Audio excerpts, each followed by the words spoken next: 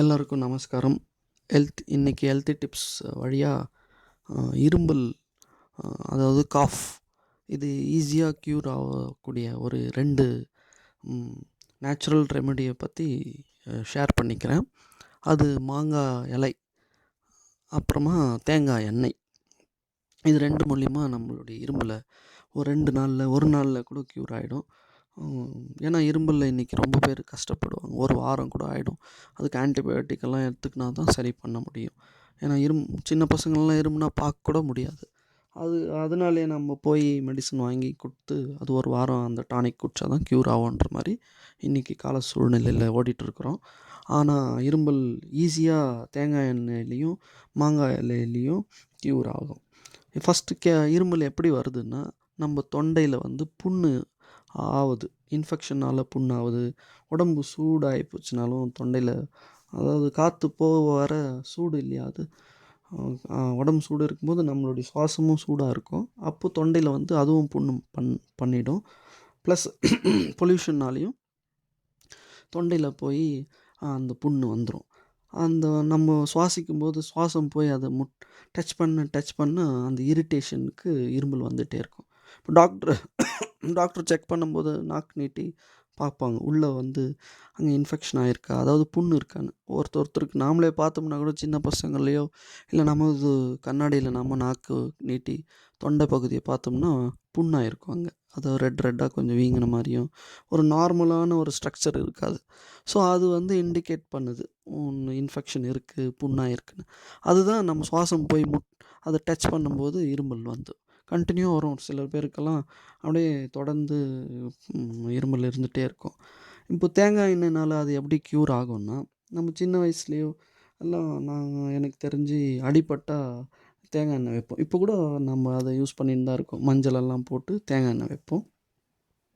தேங்காய் எண்ணெய்க்கு அந்த புண்ணு ஆற்றக்கூடிய தன்மை அதுக்கு இருக்குது. அதே மாதிரி நம்ம தேங்காய் கொப்பரை அதை கூட சாப்பிடுவோம், வயிற்றில் புண்ணு இருந்தால் ஆறும் அப்படின்ட்டு.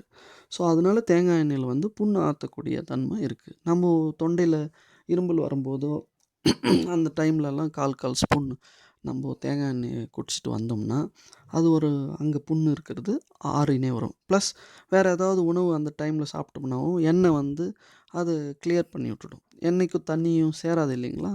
அப்போது எண்ணெய் ஒரு லேயராக அந்த புண்ணு மேலே இருக்கும்போது க்யூரும் பண்ணும், மேலும் அதை ஆக விடாமையும் பார்த்துக்கும். இப்போ வெல்லம், இந்த மாதிரி இனிப்பு எல்லாம் சாப்பிட்டோம்னா அதிகமாகும் இருமல். ஏன்னா அதில் சுண்ணாம்பு சத்து இருக்கிறதுனால புண்ணு அதிகம் பண்ணும். அதனால் அதை அவாய்ட் பண்ணுறாங்க. ப்ளஸ் வேறு ஆயில் ஐட்டம்ஸ் வீட்டில் யூஸ் பண்ணுறது, காரங்களெல்லாம் அவாய்ட் பண்ணுறாங்க.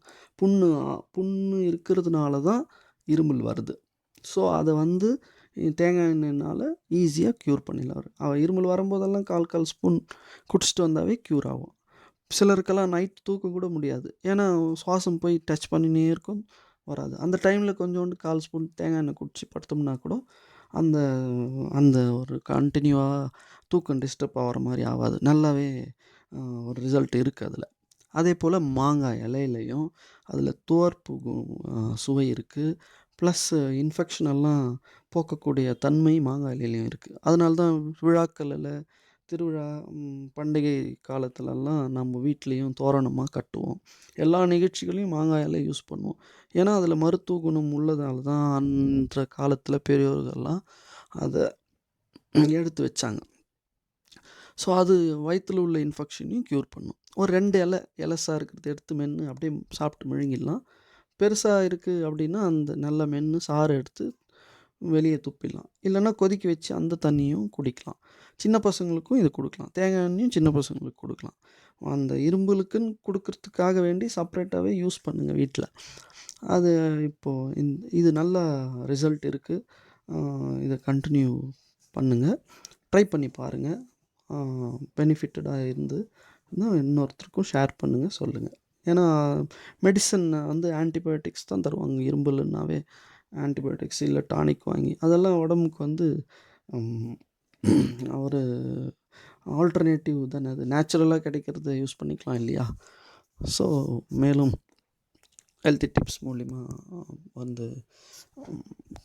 பகிர்ந்துக்கிறோம் வேறு விஷயங்களோட. எல்லாருக்கும் நமஸ்காரம்.